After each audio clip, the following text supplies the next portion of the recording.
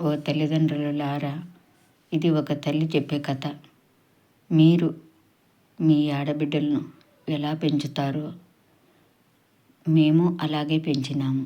కానీ తల్లిదండ్రులు ఎంతసేపు తల్లిదండ్రులనే మోసం చేయాలని చూస్తారు, కానీ ఈ ఆడబిడ్డలు తల్లిదండ్రుల ప్రేమ అర్థం చేసుకోరు.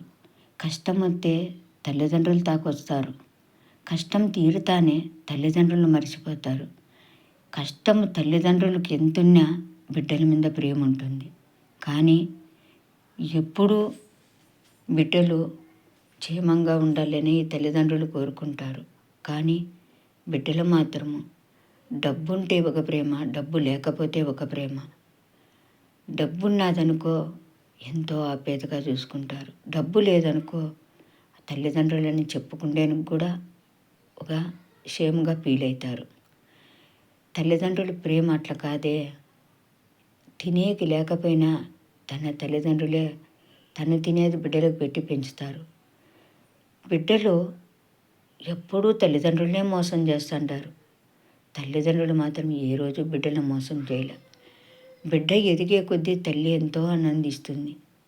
ఒక అయ్య చేతిలోకి పెడతానే ఈ తల్లిదండ్రుల ప్రేమ మర్చిపోతారు. ఉంటారు కొందరు తల్లిదండ్రులను ప్రేమించే బిడ్డలు కూడా ఉంటారు. కానీ కొందరు తల్లిదండ్రులను తన్నేసే బిడ్డలు ఉంటారు. రేపు వాళ్ళు మేము ఆ స్థాయికి వస్తాము, మేము తల్లిదండ్రులమే కదా అనేది వాళ్ళు గుర్తించలేదు. కానీ తల్లిదండ్రులు పెళ్ళైన కొత్తలో ఎట్లుంటారో వృద్ధాశ్రమంలో కూడా వృద్ధుల తర్వాత వాళ్ళు భార్యాభర్తలు అదే ఒంటరి జీవితం అవుతుంది. అప్పుడు ఎంత సిరి సంపదలున్నా తల్లిదండ్రి బరువు అయిపోతారు ఈ బిడ్డలకు. కానీ తల్లిదండ్రులు ఆ పరిస్థితిలో కూడా బిడ్డల క్షేమమే కోరుతారు. ఈ బిడ్డలు అప్పుడు కూడా డబ్బు కళ్ళే చూస్తారు, ఏముంది ఏమి లేదు అని. ఉంటే మాయమ్మ మా నాయన అని దగ్గర తీస్తారు. లేకపోతే అరే మా అమ్మ మా నాయన కూడా కాదు ఇల్లు అని చెప్పుకుంటారు. ఆ చెప్పుకోవడానికి కూడా వాళ్ళు సిగ్గుపడరు. ఇది ఈ కాలము పిల్లలు. కానీ తల్లిదండ్రులు ఈరోజు చేతిలో లేకుండా చేసుకున్నారనుకో డబ్బు, గుడిమెట్లకు మీద అడుక్కుండే కూడా తరుంగారు.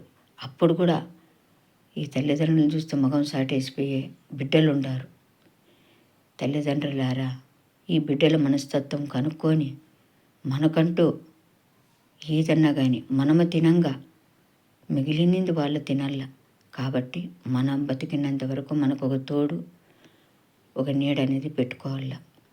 దూరుకోవడానికి ఇల్లు, తినడానికి ఇంత పెట్టుకోవాల. ఇది తల్లిదండ్రులు చేసే తెలివైన పని.